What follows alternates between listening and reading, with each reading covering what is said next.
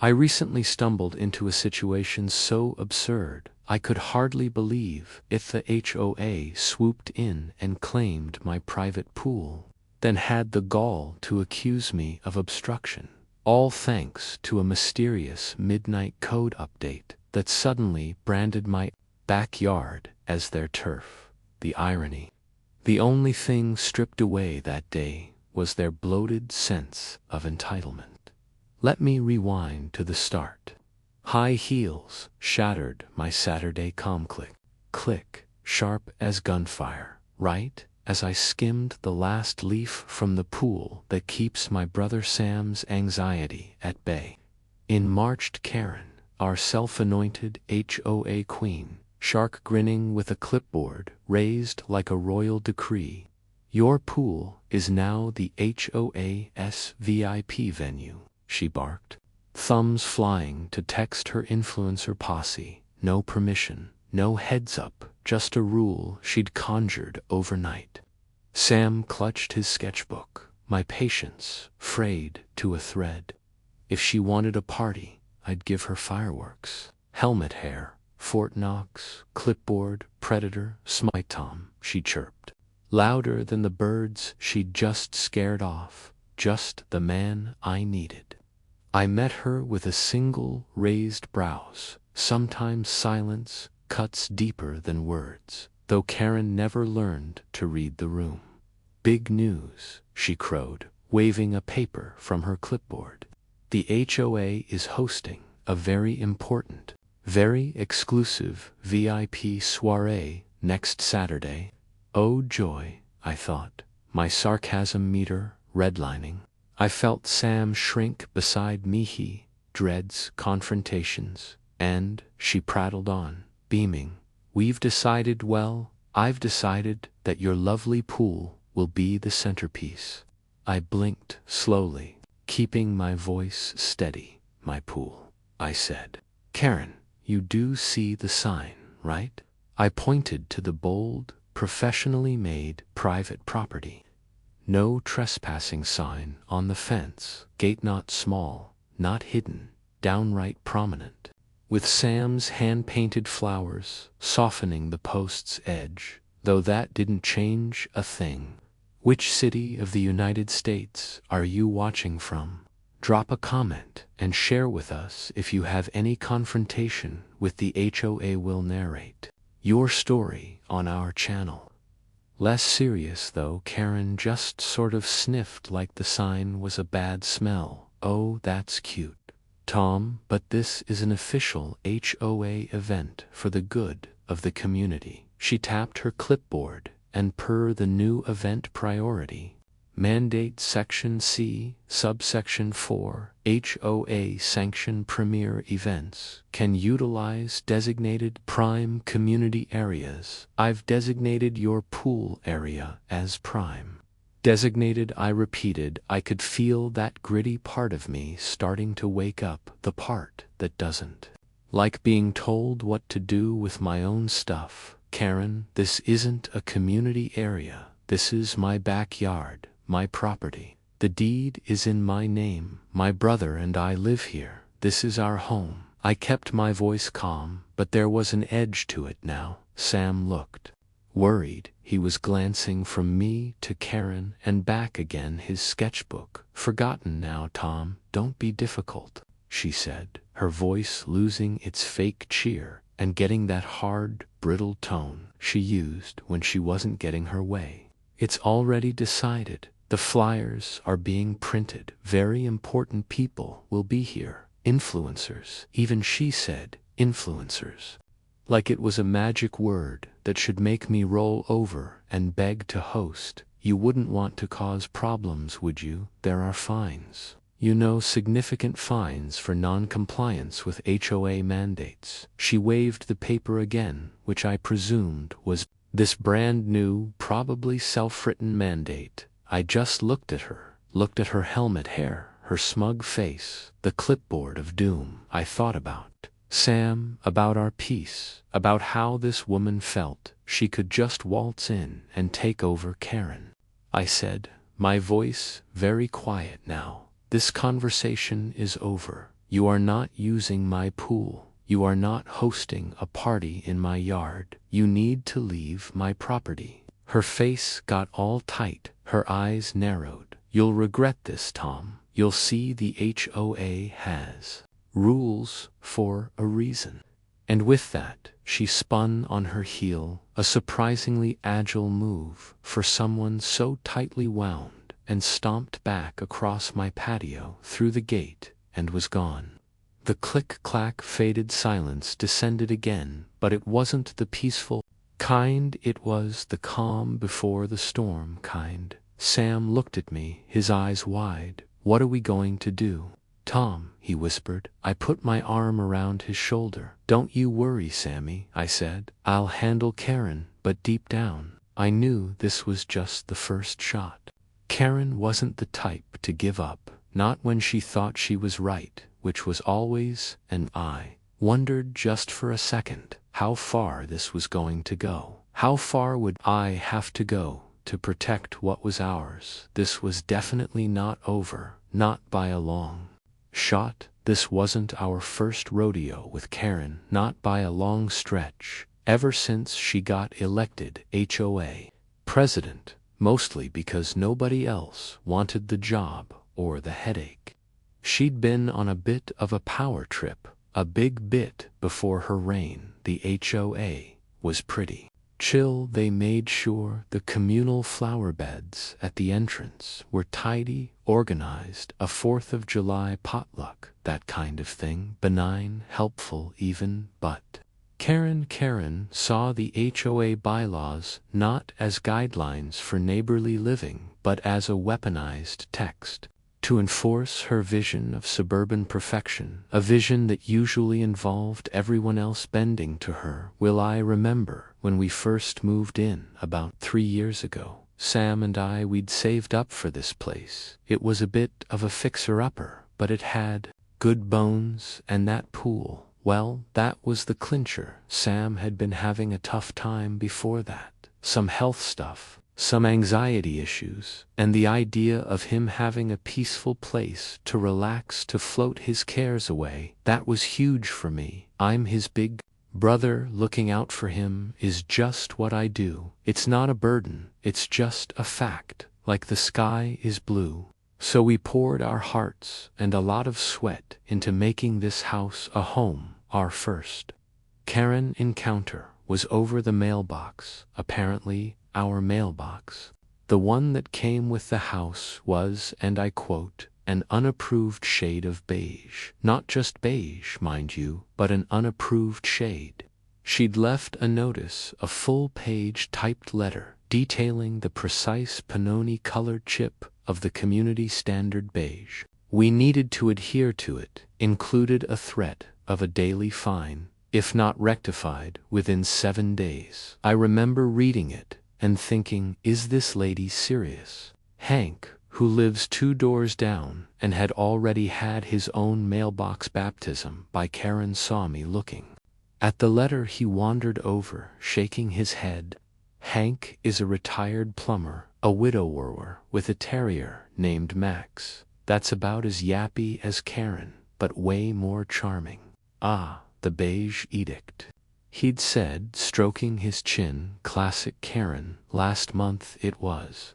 Mrs. Henderson's wind chimes said they were creating auditory pollution, disruptive to neighborhood serenity. Mrs. Henderson's 85 and deaf as a post. She couldn't even hear the darn things herself. I'd wanted to fight it. The beige thing, it seemed so petty, so ridiculous. But Sam got really anxious about the fine. He started imagining us losing the house over a mailbox. So I side-bought the approved beige paint, which looked almost identical to the old beige, and repainted the mailbox. Karen had actually come by, clipboard in hand, with a paint chip to compare. She squinted, hummed, and finally gave a curt nod. Acceptable, she'd declared, as if bestowing a great honor. That was my first taste of her particular brand of crazy. My wry sense of humor found it almost funny in a dark way, but the protective side of me, The part that saw Sam's distress, that part filed it away. Then there was the great rosebush rebellion. Sam, who loves gardening, had planted a beautiful climbing rose bush by our front porch. It was stunning. Big, fragrant red roses. Karen decided it was obstructing the architectural integrity of the facade. Another letter, more threats. This time I did a little research, found out the HOA bylaws said nothing about roses or facade integrity beyond general neatness. I wrote her a polite letter back, quoting the relevant, or rather non-relevant, sections. She didn't like that. She sent another letter, this one more strongly worded, implying that even if it wasn't explicitly forbidden, it was against the spirit of the community standards, and that the board, which was mostly her and two other people who always voted her way, could interpret the spirit as they saw fit. Hank had offered some classic Hank advice: you should plant poison ivy all around it. Tom, then tell her it's a protective horticultural barrier for the roses. See if she tries to inspect that up close. I appreciated the sentiment, and the visual of Karen itching for a week was briefly entertaining, but I opted for a different route. I talked to a couple of other neighbors, found out they had also had issues with Karen's interpretations. We didn't form a mob or anything, but a few of us started asking more questions. At the next HOA meeting, Karen had looked flustered, even a bit angry to be questioned. She'd tabled the rosebush issue for further review, and it quietly died. A small victory, but it showed me she wasn't completely invincible if people pushed back even a little.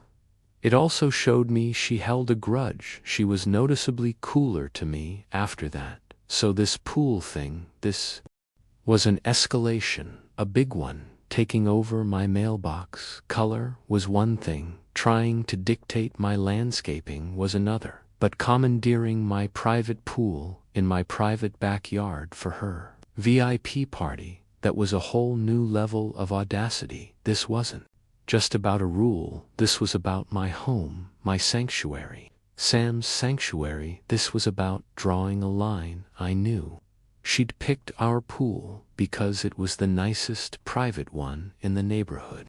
We'd resurfaced it, put in new tile, landscaped around it beautifully. Sam spent hours out there. It was his happy place, and Karen wanted to turn it into her personal party zone. No, absolutely not. After she'd stormed off, Sam was still looking pale. She can't really do that, can she, Tom? He asked, his voice small. I pulled him into a side hug. No, buddy, she can't. This is our home, not hers. But I knew it wouldn't be that simple. Karen had her mandate. She had her clipboard, she had her unshakable belief in her own authority, and she had those influencers coming. She wouldn't want to look foolish in front of them. This was going to be a fight, and as I looked at Sam's worried face, I felt that gritty resolve harden inside me. I'd fought for him before, in bigger ways than this. I'd fight for him now.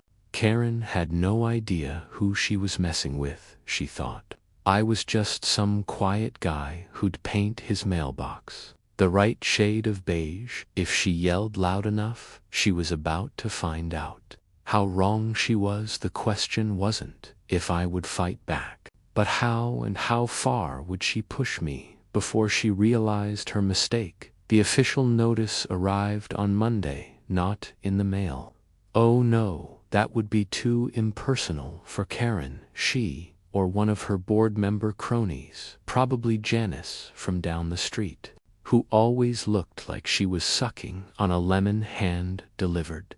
It was taped to my front door, taped like an eviction notice or something. Sam found it when he went to get the morning paper. He brought it in, holding it like it was radioactive.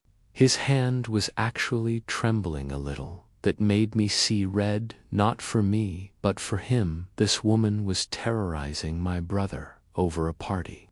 The notice itself was a masterpiece of bureaucratic nonsense. It was titled Official Mandate and Reservation. Confirmation Prime Community Amenity Utilization, Lot 7, Address. My house, it went on for 2 pages. It cited the event priority mandate. Again, of course, it detailed the date and time of the HOA welcome party. It even had a little section about liability, stating the HOA would assume liability during the hours of the event only, and that the homeowner was responsible for ensuring the facility was in optimal operational and hygienic condition prior to the event. The nerve of this woman telling me how to maintain my own pool, then demanding to use it. The best part or worst part, depending on your perspective, was the schedule. It said HOA representatives Reed Karen would arrive at 10 o'clock a.m. on Saturday for pre-event setup and inspection. The party itself was scheduled from 2 p.m. to 6 p.m., and then it casually mentioned that access to the homeowner's restroom facilities is presumed. She was presuming her VIPs could traipse through my house to use the bathroom. My house, Sam's safe space. I crumpled the notice in my fist. Okay, Karen. I thought, game on. This isn't just about a pool anymore. This is about invasion. Sam was watching me, his eyes big. What does it say, Tom? He asked, even though he'd probably skimmed it and knew it was bad. I smoothed out the paper, trying to keep my voice even. It says Karen is still delusional. I told him it says she still thinks she's having a party here. I tried for a wry smile, but it felt a bit forced inside. I was seething. This wasn't just an overreach anymore. This was a declaration of war on my property rights, on my peace and quiet. I spent the next hour on the phone with the HOA management company, the people who technically oversee all the HOAs in our broader district. I got a very bored-sounding woman named Brenda. I explained the situation. Brenda sighed a lot. She told me that local HOA boards have broad discretion in interpreting and creating bylaws, as long as they don't conflict with state law or the master deed. She said my best bet was to attend the next HOA board meeting and formally dispute the mandate. The next meeting was in 3 weeks. The party was in 5 days. Helpful, so very helpful. My sarcastic side was having a field day with Brenda. Hank called around lunchtime, heard the imperial decree arrived. He chirped, news travels fast in Willow Creek, especially bad news involving Karen. So what's the plan, Tom? We going to barricade the yard, set up a water balloon catapult in the roof? I've got some old plumbing pipes we could use. Make a real statement. Bless his heart. His ideas were always theatrical. Tempting, Hank, really tempting. I said, especially the water balloons. But I think we need something a little more legal and a lot less likely to get us arrested. Legal? Hank sounded disappointed. Where's the fun in that? But hey, if you need a witness or someone to accidentally trip Karen into the empty pool later, I'm your guy. He was joking mostly. I think I'll keep that in mind, Hank, I said. Right now, I'm just trying to figure out how to stop this circus before it even starts. He did mention something interesting, though. He said he saw Karen at the community clubhouse earlier, talking very loudly on her phone about non-refundable deposits and guaranteed ambience for her VIP guests. That little tidbit stuck in my mind. Non-refundable deposits for a party at my pool that she hadn't even secured yet. The plot, as they say, thickened that evening. Sam was quiet. He barely touched his dinner. He just kept looking out the window towards the pool, like he was saying goodbye to it. That was the kicker for me, seeing him like that. This wasn't just about my rights anymore, or my stubbornness. This was about Sam's peace of mind. This was about our home. That core question echoed in my head. How far will a man go to defend his own? And looking at Sam, I knew the answer was pretty darn far. I sat down with our original house deed and the master document we got when we bought the place. I read through every line. My property lines were crystal clear. The pool, the patio, the entire backyard, all well within my lot. The HOA had jurisdiction over common areas and exterior appearances too.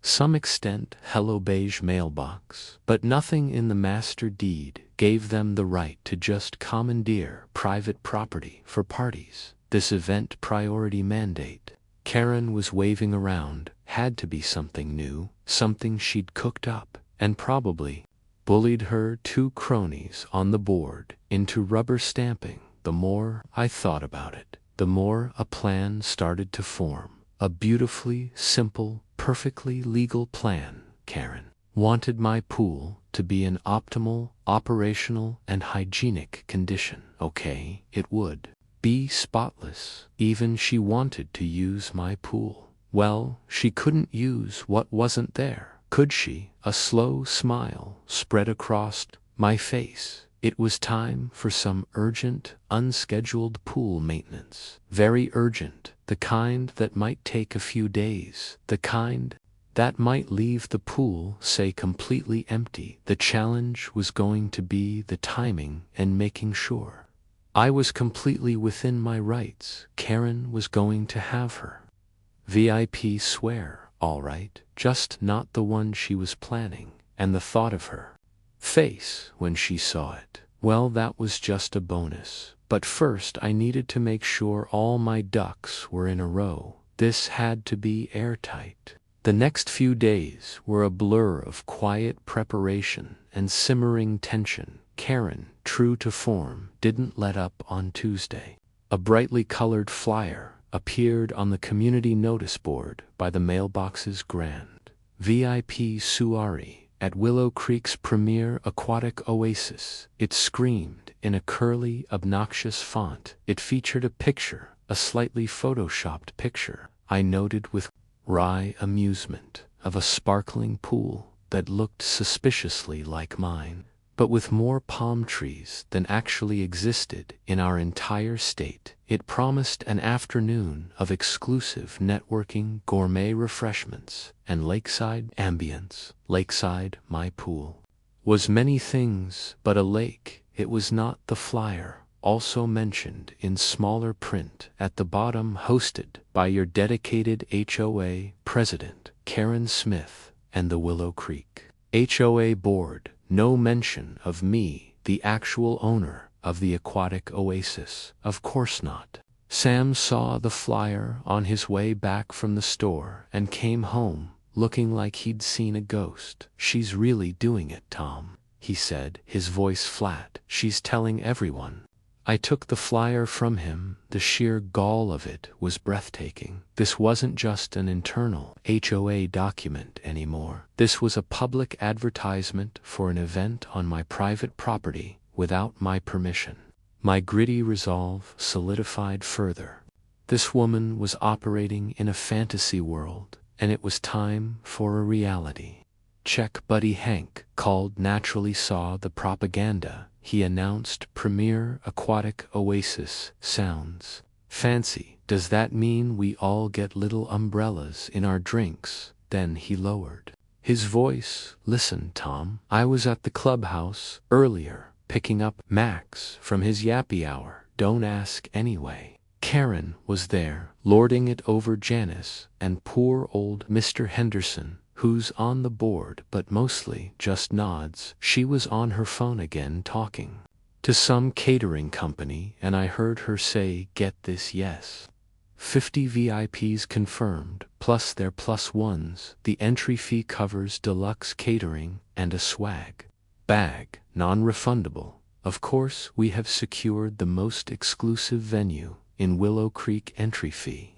swag bag, non-refundable. This was a gamaker. This wasn't just Karen wanting to impress some friends. This was Karen running a commercial venture, selling tickets to a party at my pool. A pool she had no right to use. She was taking money from people based on a promise she couldn't legally keep. This moved things from merely annoying and overreaching to potentially fraudulent. A nasty tight knot formed in my stomach. This was worse than I thought. She wasn't just an officious busybody, she was actively misleading people for her own gain or status. I hung up with Hank, my mind racing. This new information, this was the twist I hadn't fully anticipated. I thought she was just arrogant, but this was next level. It meant she was going to be desperate.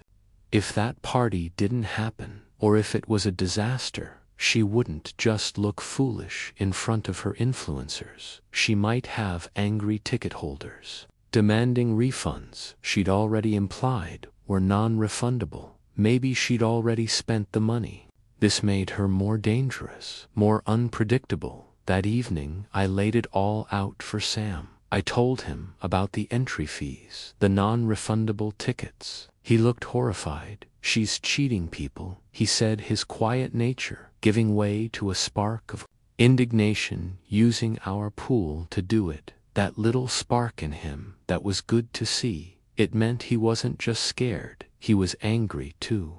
Exactly, Sammy, I said, and that's why we have to be smart about this. My original plan was simple: drain the pool, put up a closed for maintenance sign, and let Karen deal with the fallout. Nice, clean, legal. But now, knowing she'd taken money, knowing she was on the hook financially and reputationally to these 50 VIPs and their plus-ons, the stakes were higher. The fallout would be bigger, and part of me, the sarcastic part, couldn't help but anticipate the sheer gloriousness of that implosion. But the protective part, the gritty part, knew I had to be careful. Karen cornered would be Karen at her worst. I got out the heavy-duty submersible pump I'd bought a while back for emergencies. I checked the hoses, the power cord. I made a list: pool closed, urgent owner, repairs, sign large clear letters, a copy of my property deed, a copy of the HOA's own master by the real ones, not Karen's fantasy addendums, and my phone fully charged, ready to record if needed. I felt like a general planning a campaign. This wasn't just about defiance anymore. It was about justice. In a small suburban way, it was about protecting what was mine, and by extension, showing this tin pot dictator that she couldn't just trample over people. Sam watched me. "Are you sure about this, Tom?" he asked. "She's going to be so angry." "Oh, I'm counting on it, buddy," I said, with a grim smile. "But angry is one thing. Being in the right is another, and we are in the right." I spent Friday evening going over everything one last time. The weather forecast for Saturday was perfect party weather, sunny and warm, perfect for a pool party, or perfect for revealing a very empty, very unavailable pool. The stage was set, all the players were ready, and Karen had absolutely no idea what kind of opening night she was in for. This was going to be more than just a ruined party. This was going to be an unmasking, and the thought of it gave me a certain grim satisfaction. She'd pushed and pushed, and now she was about to find out what happens when you push someone like me too far. Saturday morning dawned bright and clear, just as predicted, the kind of day that normally would have me and Sam out by the pool early, enjoying the quiet before the neighborhood fully woke up. But today was different. Today was D-Day, or more accurately, Drain Day. I was up before sunrise, a mug of strong coffee in my hand, going over the plan in my head one last time.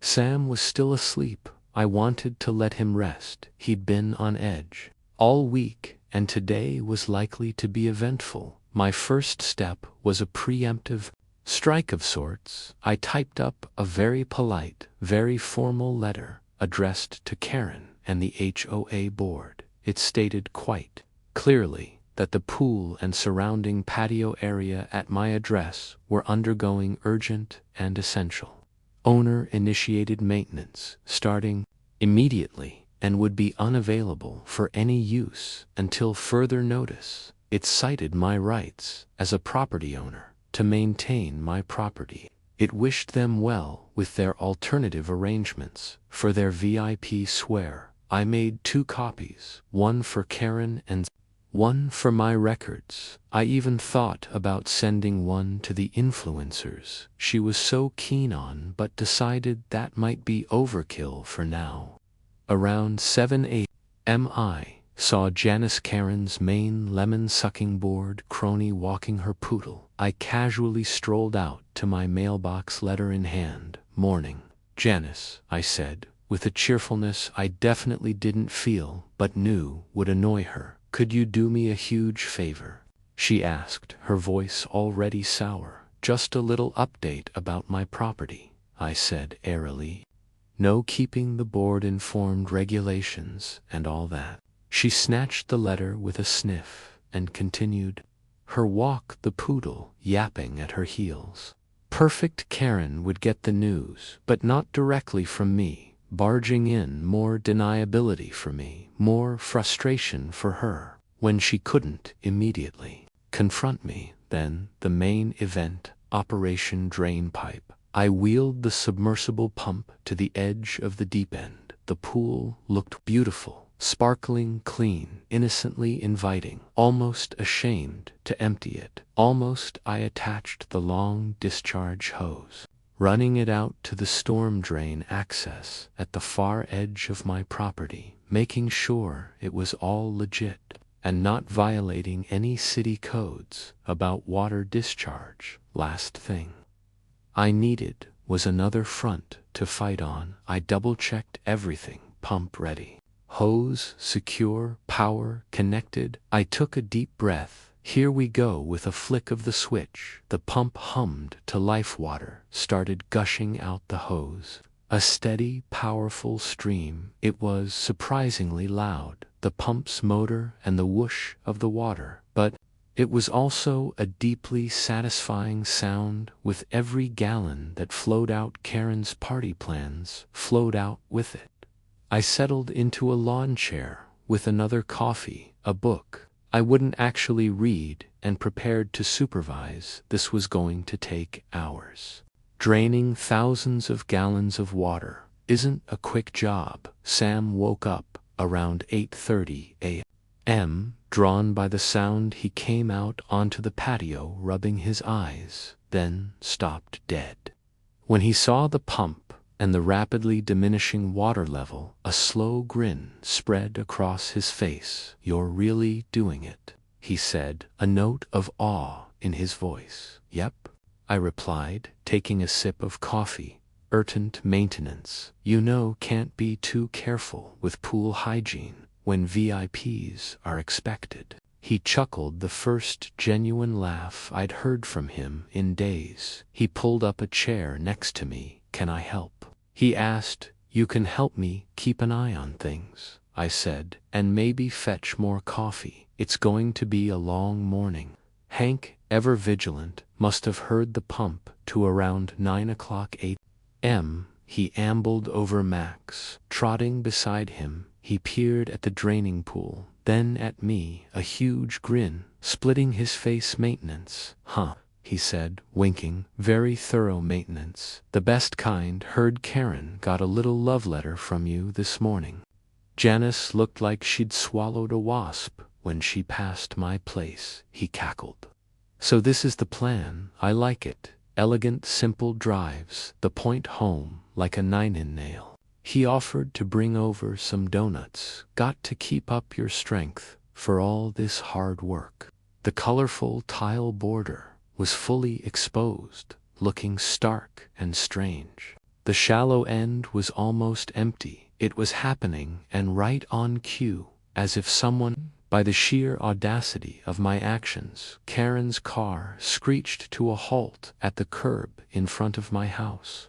The prevent setup and inspection team had arrived. This was it. The moral crossroads had long since been passed. This was pure, unadulterated defense of hearth and home, and honestly, it felt pretty good. Karen was about to see her carefully laid plans go right down the drain. Literally, I took a calm sip of my now lukewarm coffee and waited. I had a feeling the quiet part of the morning was officially over. Karen practically flew out of her car, clipboard already in hand, Janice scuttling behind her like a nervous shadow, her eyes magnified by her severe glasses scanned my front yard, probably looking for signs of his party.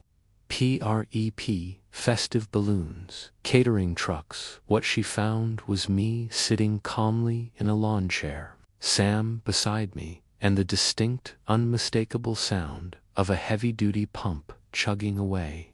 Her head swiveled towards the backyard, and even from the front I could imagine her internal processors worry, trying to make sense of the scene. She marched up my driveway, heels clacking angrily. Tom, she barked, not even a pretense of neighborly politeness now. What is the meaning of this? What is that noise? The setup crew is due any minute. I stood up slowly, deliberately. Morning, Karen. Janice. I gave a little nod. Lovely day for it, isn't it? My dry sarcasm was probably lost on her in her agitated state, or maybe it just fueled the fire. I could almost see the smoke coming out of her ears. Don't you lovely day me, Tom, she snapped. I got your ridiculous letter. Urgent maintenance today. Are you insane? She was practically vibrating with indignation. Janice just hovered in the background, wringing her hands, looking like she wished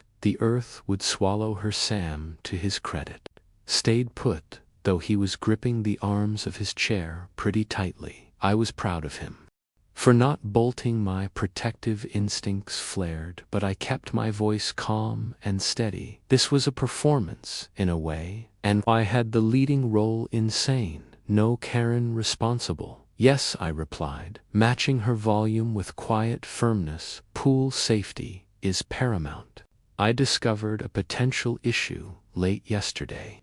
Couldn't risk it, not with what was it, 50 VIPs and their plus ones expected. I let that hang in the air for a moment. Her eyes narrowed. She knew that I knew about the tickets. Hank's intel had been invaluable.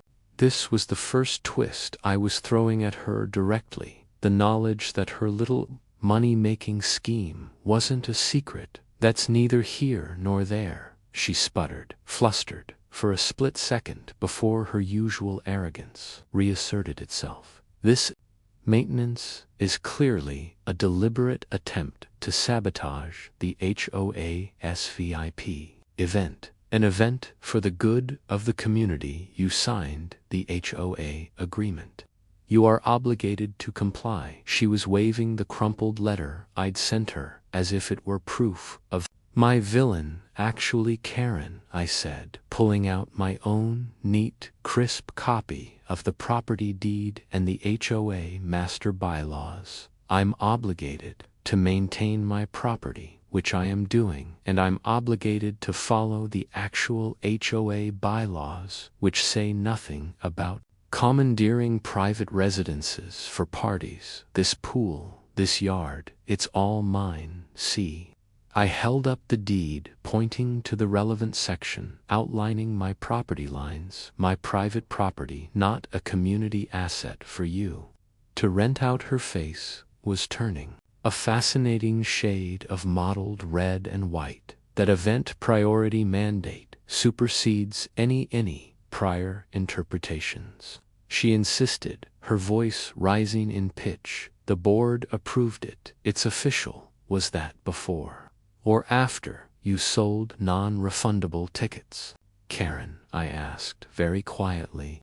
This was a critical point. Was she going to dig herself deeper, or would she see the precipice? She stared at me speechless for a moment. The mention of the tickets, the money, clearly hit a nerve. This was the part of her plan she probably thought was foolproof. Her little secret revenue stream. Janice gasped faintly behind her. Even she looked shocked. That I knew this was a crucial moment. My moral crossroads had been about how to defend my home. Do I just make it unusable, or do I expose her? I had chosen both, and now seeing her face, knowing she was caught, not just in an act of overreach, but in something that smacked of deceit, I felt a grim sense of justification. This wasn't just about my pool, it was about her abuse of power, her belief that she was above accountability. The tickets are irrelevant, she finally managed, though her voice lacked its earlier conviction. This is about community spirit, about showing Willow Creek in its best light. And you, Tom, you are being deliberately obstructive and selfish. Selfish. I raised an eyebrow, wanting to control who uses my own home, my own pool, especially when my brother's peace and quiet is at stake.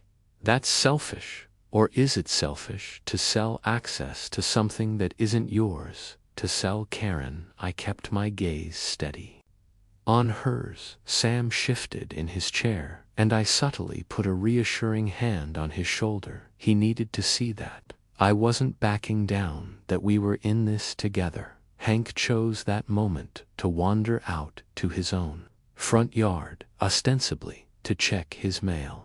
But I knew he was enjoying the show. He gave me a discreet thumbs up when Karen wasn't looking. His presence, even at a distance, was a small comfort. It reminded me I wasn't entirely alone in this fight, that other neighbors were tired of Karen's reign. To Karen seemed to deflate slightly, but then her eyes hardened again. This isn't over, Tom, she hissed. The party is in a few hours. Those VIPs are coming. You better hope the pool is ready, or the fines will be astronomical, and I'll see to it that everyone in Willow Creek knows who ruined the most important event of the year. She spun on her heel and marched back to her car, Janice scrambling after her. They sped off, leaving a cloud of angry dust and the lingering hum of my pool pump.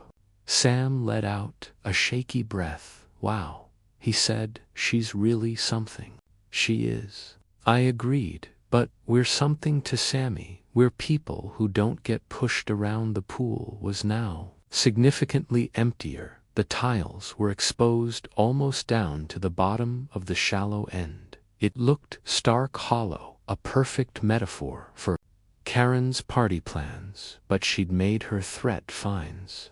Public shaming. She wasn't going to give up easily. The real action was yet to come when those 50 VIPs and their plus ones started arriving. I just hope my plan was robust enough to withstand Hurricane Karen's full fury. The next few hours would tell the hours between Karen's angry departure and the scheduled party time crawled by the pump, chugged along relentlessly, a soundtrack to our defiance. Sam and I mostly sat in a companionable silence, watching the water level drop inch by painstaking inch. He'd calmed down considerably, even sketching a bit, though his drawings were mostly of angry-looking squirrels with Karen's hairstyle. I had to admit they were pretty funny. My humor appreciated his artistic commentary. By around 100 p.m. the pump started to gurgle.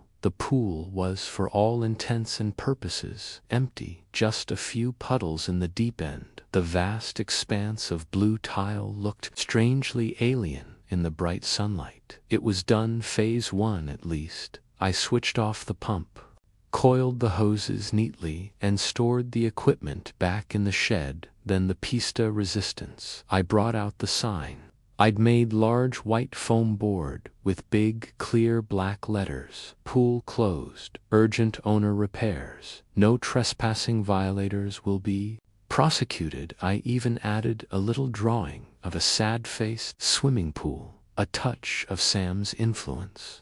I propped it up right at the entrance to the patio where no one could miss it. It looked official. It looked serious. It looked like the absolute opposite of a party invitation. Buddy Hank came over with a tray of sandwiches and lemonade around 1:30 p.m. Fortification for the troops, he announced, cheerfully surveying the empty pool with immense satisfaction. Magnificent, Tom. A thing of beauty, or, a beautiful lack of things. Water mostly. He peered at my sign. Ooh.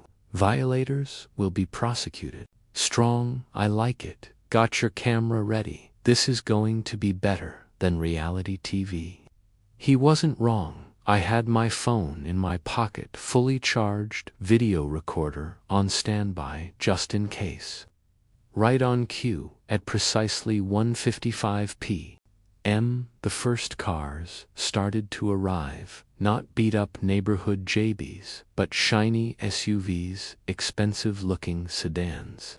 Karen's VIPs. They parked along the street, well-dressed. People emerging, looking around with an air of expectation. I saw a few of them consulting their phones, probably checking the address on Karen's fancy flyer. My stomach did a little flip. This was it. Showtime. Sam retreated inside the house, watching from the window. He wasn't up for this part, and I didn't blame him. This was my fight, too. Finnish Hank, however, pulled up a chair on his own porch, a big grin on his face, ready for the matinee. Karen's car pulled up a few minutes later. She got out, plastered on a brittle smile, ready to greet her guests. She hadn't seen the pool area yet. I realized she was probably expecting me to have caved, to have refilled it magically. Oh, the disappointment awaiting her. She started, leading a small group of early arrivals, a woman in a very large hat, a man who looked like he'd just stepped out of a yachting magazine, towards my gate. And then she saw it first, my sign. Her smile froze, her eyes darted past the sign to the patio, to the gaping tiled emptiness, where a sparkling pool should have been. The color drained from her face, completely. She looked like she'd seen a tax auditor at her own birthday party. The woman in the large hat stopped peering. Karen, darling. She trilled, her voice like cracking ice. Is this a joke? Some sort of avant-garde artistic statement? Karen was speechless. Her mouth opened and closed a few times, but no sound came out. The man who looked like a yachtsman frowned. We were promised an aquatic oasis, Karen. This looks more like an archaeological dig. More guests were arriving, starting to cluster at the end of my driveway. Murmuring, looking confused, the scene was rapidly devolving from exclusive soiree to bewildered mob. Then Karen found her voice, and it wasn't pretty, Tom, she shrieked, her voice cracking. She stormed towards me, ignoring her stunned guests. What have you done? Her face was contorted with rage. This is vandalism. You vandalized HOA property. I'm calling the police. And she actually whipped out her phone and started dialing 911, her voice rising hysterically. Yes, police. I need officers. Immediately. There's been vandalism. A community event has been sabotaged. My reputation is ruined. This. I hadn't fully anticipated the 911 call with accusations of vandalism, overreach. Yes, threats, yes, but a false police report. That was a bold and frankly stupid move on her part. The arriving guests were now looking very uncomfortable, some backing away slowly. The woman in the large hat had already retreated to her car. The influencers Karen had been so eager to impress were probably already live tweeting the disaster. I stayed calm, let her dig her own hole. This was playing out even better than I'd hoped. In a twisted sort of way, the action was peaking, all right, and Karen was the star of her own tragic comedy. Now we just had to wait for the cops. This was about to get a whole lot more official, and a whole lot worse for Karen. The sirens cut through the afternoon air sooner than I expected to. Police cruisers pulled up, lights flashing, drawing even more attention from the neighbors, who were now starting to peek out of their windows. This was escalating into a full-blown neighborhood spectacle. Karen, looking triumphant and victimized all at once, rushed towards the first officer, stepping out of his car. "Officer, thank heavens," she exclaimed, pointing dramatically at me, then at the empty pool. "This man, Tom Henderson, he's deliberately vandalized HOA property. He's ruined our vital community fundraising event. He drained the pool to sabotage us." The officer, a tall, serious-looking man with a name tag that read Miller, looked at me, then at the pool, then back at Karen. He had that seen-it-all-before expression that cops get. His partner, Officer Diaz, a younger woman, started calmly talking to the bewildered group of Karen's remaining VIP guests, who looked like they'd rather be anywhere else on Earth. A few were already filming on their phones. Oh, this was going to be viral. My right side almost wanted to offer them better camera angles. "Ma'am," Officer Miller said to Karen, his voice polite but firm, "let's just calm down a moment. You're saying this gentleman vandalized this pool?" He gestured towards the empty basin. Karen nodded vehemently. "Yes, it's an HOA designated prime community area. We had it reserved for an official event. He drained it out of spite." Now this was the moment that could have gone sideways. This was twist number 2 in the making for a heart-topping second. Officer Miller looked at me with a stern expression. "Sir," he said, turning to me, "is this true? Did you drain this pool today, knowing there was an event scheduled?" My heart hammered. This was where Karen's official-sounding title and her convincing hysterics could actually work against me, at least initially. For a moment I felt a flicker of doubt. What if they just took her word for it? What if this whole thing backfired? I took a deep breath, kept my voice level. "Officer," I began, "my name is Tom Henderson. This is my private property." I held out the copy of my deed. "This pool is on my land, not common HOA land. And yes, I drained it for urgent maintenance." I pointed to my sign. "As you can see, it's clearly marked as closed for owner repairs." Officer Miller took the deed, glanced at it, then looked back at Karen. "Ma'am, is this pool on Mr. Henderson's private lot, or is it a community pool owned by the HOA?" Karen sputtered. "Well, it's in his yard, yes, but the HOA has oversight. We have a mandate, the event priority mandate. It allows us to use prime areas for community good." She fumbled for her clipboard, thrusting her ridiculous self-made mandate at him. Officer Miller barely glanced at Karen's paper. He was still looking at my deed. He then walked over to the edge of the patio, looked at the empty pool, then at the sign. He conferred quietly with Officer Diaz. For a moment, Diaz had finished taking brief statements from a couple of the rapidly departing VIPs, who mostly looked embarrassed to be involved. I saw Hank give me a subtle wave from his porch. He was probably loving this. Then Officer Miller turned back to Karen. His face was unreadable. "This was it, the moment of truth, ma'am," he said, his voice carrying clearly. "According to this deed and the plat map, we can easily verify this entire backyard, including the pool, is indeed Mr. Henderson's private property. He has every legal right to perform maintenance on his own pool, including draining it whenever he deems necessary." Karen's jaw dropped. But our event, our VIPs, the mandate, ma'am." Officer Miller continued, his voice now a little sharper, "an internal HOA rule or mandate cannot supersede a homeowner's legal property rights. If this is private property, you have no authority to reserve it or host an event here without the owner's explicit permission. Did Mr. Henderson give you permission to use his pool? Today, Karen went very, very quiet. Her face, which had been flushed with righteous fury, was now pale with dawning horror. Well, no, not exactly, she stammered, but he knew about it. He's just being difficult. Difficult or not, ma'am, Officer Miller said he's within his rights. Draining his own pool is not vandalism.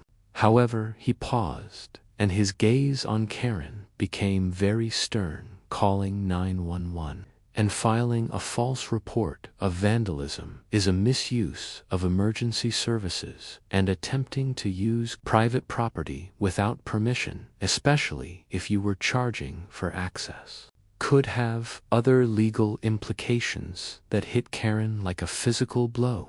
The mention of charging for access, Officer Diaz, who had clearly heard that part from the guests, raised an eyebrow. The remaining handful of VIPs, who were still lingering, started murmuring amongst themselves, looking even more incensed. One of them, a man in a sharp suit, who I vaguely recognized as a local lawyer Karen was probably trying to impress, stepped forward. "Excuse me, officer," he said. "Did you say she was charging for this? I paid $100 for a ticket to an exclusive poolside swear. If this is private property and the owner didn't agree, that's highly problematic." Oh, this was beautiful. Karen was imploding in real time. Her carefully constructed world of self-importance was crumbling around her. And it wasn't even me doing the final demolition. It was her own actions, her own lies, catching up with her in front of an audience. The scene quickly unraveled for Karen. Officer Miller and Officer Diaz spent another 10 minutes taking down details. They looked at Karen's flyers, which some of her disgruntled VIPs were now waving as evidence of misrepresentation. They took my statement, which was short and to the point: private property owner maintenance, no permission granted for any party. I even showed them the polite letter I'd had Janice delivered to Karen that morning, informing her the pool would be unavailable. That little piece of documentation was golden. It showed I hadn't just sprung this on her at the last minute maliciously. I'd given her notice. Karen tried to argue, to bluster, to cry. She accused me of being unneighborly, of having a vendetta against the HOA, of single-handedly destroying community spirit. But the officers were having none of it. Officer Miller, in particular, looked like he dealt with 1,000 Karens in his career. He listened patiently, then calmly reiterated the facts: my property, my rights, her overreach, her problem. The local lawyer, VIP, was particularly incensed. He started talking about demanding refunds, about potential class action if enough people had paid for these non-existent party tickets. He was using terms like fraudulent misrepresentation and breach of contract. Karen looked like she was about to faint. Her face was ashen. The clipboard, her symbol of authority, lay forgotten on the ground where she'd dropped it. Her helmet hair even seemed to droop a little. Hank, unable to resist, mossied on overfining concern. "Everything all right here, Karen?" he asked, his voice dripping with false sympathy. "Bit of a kerfuffle, a pool not up to snuff for the big party." Karen just glared at him, a broken, defeated glare. Max, Hank's terrier, chose that moment to lift his leg on one of Karen's meticulously planted and HOA-approved marolds by the sidewalk. It was a perfect, tiny act of rebellion that almost made me laugh out loud. Even the dogs were against her now. The officers issued Karen a formal warning about misusing 911 services. They also strongly advised her and the HOA board to review their bylaws and understand the clear distinction between private property and common areas. They suggested she sort out the financial mess with her ticket holders. Immediately as they were preparing to leave, Officer Diaz gave me a small, almost imperceptible nod. I think she might have even been hiding a tiny smile. It was a small moment of solidarity that I appreciated as the police cars pulled away. The last of Karen's VIPs dispersed, grumbling and shaking their heads. Some were on their phones, presumably canceling their afternoon plans or complaining to someone. I saw one woman who looked very much like an influencer with her perfect makeup and trendy outfit filming the empty pool with a look of disgusted fascination, probably narrating a scathing expose for her followers. Karen's VIP swear was not just dead, it was about to become infamous online. Karen stood alone on the sidewalk, looking small and deflated. Janice had long since vanished, probably slunk off home. The moment the police started talking about false reports, there were no supporters left, no adoring crowd, just an empty street, an empty pool, and the ruins of her grand ambition. She looked at me one last time, her eyes filled with a mixture of hatred and despair. She didn't say a word. She just turned, picked up her fallen clipboard, and walked slowly, defeatedly, back to her car. She didn't even look back as she drove away. The silence that descended was profound. Hank clapped me on the shoulder. "Well, son," he said, a huge grin on his face. "I think that's what they call a grand slam. You didn't just win, you annihilated the opposition legally. To that was poetry in motion." Sam came out of the house, his eyes wide. He'd watched the whole showdown from the window. He ran over and gave me a hug. "You did it, Tom. You really did it." There were tears in his eyes, but they were happy tears, relief. I looked at my empty pool, gleaming under the afternoon sun. It was quiet, so incredibly quiet, the most peaceful it had been all week. The sign, "Pool closed, urgent owner repairs," still stood proudly, and for the first time in days, I felt the tension drain out of me, just like the water from the pool. It was over. I had defended my home, my brother's sanctuary. I had stood my ground, and I had won the question of how far a man would go to defend his own had been answered, as far as necessary, and sometimes all it took was a clear understanding of your rights, a good pump, and the courage to say no. Karen had learned a hard lesson today, and hopefully Willow Creek would be a little quieter, a little seer from now on. The aftermath was satisfying word of Karen's disastrous VIP party, and her showdown with the police spread through Willow Creek like wildfire. Hank, of course, was an enthusiastic town crier, recounting the events with dramatic flair to anyone who would listen. Max, yapping in agreement at his feet. The online influencer did indeed post a scathing video about the HOA pool party fiasco, complete with shots of the empty pool and Karen's meltdown. It got thousands of views and a flood of mocking comments. Karen became a local legend, but not in the way she'd ever intended. The HOA board meeting the following week was apparently epic. We didn't go. Sam and I were too busy enjoying our refilled peaceful pool, but Hank gave us a blow-by-blow account. Karen was a no-show. Janice tried to defend her, but the other board member, old Mr. Henderson, who usually just nodded, actually spoke up. He said Karen had overstepped, embarrassed the community, and potentially exposed the HOA to legal action from the disgruntled ticket holders. There were calls for her resignation, From what Hank said, the event priority mandate was rescinded so fast it left a sonic boom a few days later. A typed, very formal, and incredibly brief letter of resignation from Karen Smith as HOA president was posted on the community notice board. No explanation, no apologies, just gone. Janice resigned as well, citing personal reasons. The HOA was in disarray, but somehow, I think it was for the best. They'd have to rebuild, find new leadership, hopefully people more interested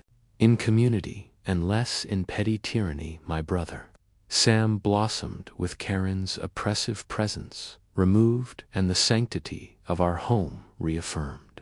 He was more relaxed, more cheerful than I'd seen him in years. He spent hours by the pool, sketching, swimming, just being. That, more than anything, was my victory, protecting his peace, his happiness. That's what this had always been about at its core.